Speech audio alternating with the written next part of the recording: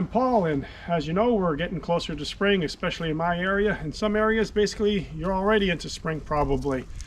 So anyways, what I want to show today on the video is basically a tree that I cut down last summer. And the reason I want to show that is because many of you are going to start using your chainsaws now. So I thought I'd just show you me cutting down a tree and what I was doing as I did it. So basically what I had is I had a tree here and another one here that I cut, and I cut both of them to drop through the gate that's over on the other side. Now the big thing with when I was cutting these trees, I had to be extremely careful. There was no margin for error because I had the shed here on the side. I've got the house over there on the right. And the tree that I was cutting, and the one you're going to see is not the first one but the second one that I cut. The tree that I was cutting, basically it was like this. It was leaning back and it was leaning towards my right, towards the house. So I had to be extremely careful. The other thing is I had to watch to make sure that this tree here didn't interfere. And also guys, what I had here is my dump trailer was parked right here in this area, and the trailer was very close to where I was cutting it. There was no point in moving it. I didn't need to. I was very confident with what I was doing. So, and the gate right there was wide open, and my intention was to drop the trees in between the opening and the gate.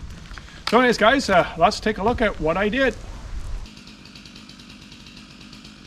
Basically what I'm going to do, I'm going to start off with the back cut, and the reason for that is that this tree is leaning a little to the left where the from your view where the shed is, and also it's leaning back.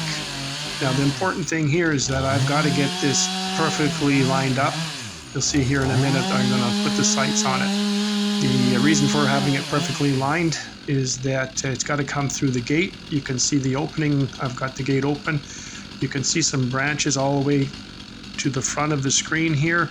I've already cut the tree that was in front of it. This is the second one to go. The trailer is just there on the left, and just further to the left there's the house is right there. So I got to be very careful. Now, I don't have a line up in the tree. To use a line up in the tree here, it may not work. I definitely don't want to pull the tree or force it because it could go in a direction I really don't want it to go, and that is towards the left-hand side from where you're viewing, and that's because the house is there. Now I'm putting in a couple of wedges. I'm going to try and stand it up to get it straight. Now I'm not beating the wedges in there. I do check up on the top to see how straight I get it. Now you also have to watch to make sure if you have any loose limbs up the top, and that nothing's going to come down and hit you on the head. So the other wedge here I'm putting in, that's just to keep the direction of the tree to go to the right on the screen as you view it. It's only going to be pounded in a little bit. I don't have to force that very hard. Now I've cut the back cut on an angle so that when I do the face cut, that I'm going to have a little bit more wood left on the right hand side as you're looking at the screen.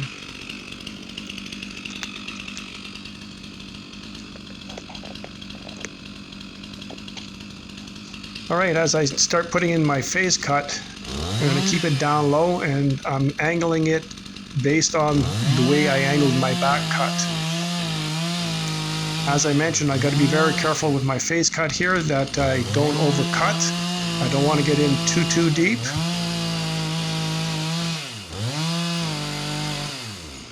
I'm checking my cut to make sure that I'm not going anywhere past where I want to go, that the depth is correct.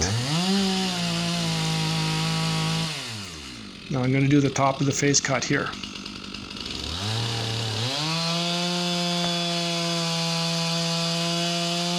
Now I've got the angle of the face cut just the way I want it. I'm going to open up the face a little bit more, and the reason for that is that I want this tree, when it comes down, to stay on the stump. I don't want it to leave the stump and shoot into the trailer or shoot to the towards the house by any means. The other thing I have to be careful of when this tree goes down is the tree that you see on the right hand side there. I have to make sure that it doesn't brush against the top of it, because if it does, it could actually steer the tree to the left as you're viewing it on the screen. So I'm putting in the wedges here now, finalizing it. The tree's all cut up. She's ready to go.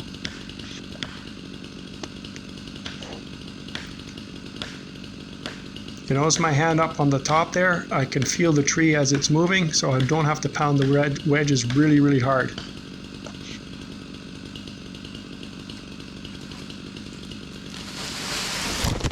Now let's take another look at this in slow motion.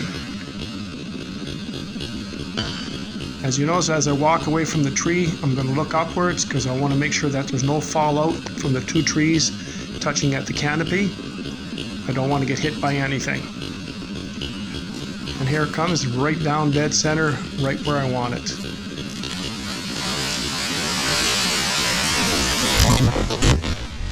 Alright guys, I really hope you enjoyed that video about cutting the trees down in a very tight, very risky area.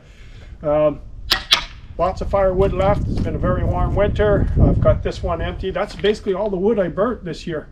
It's been so mild and the weather's been so erratic.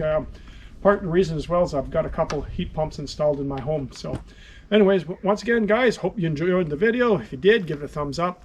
You can subscribe to my channel by hitting that subscription button down below. Once again, thanks for watching, and we'll see you next time on Jolly Outdoors.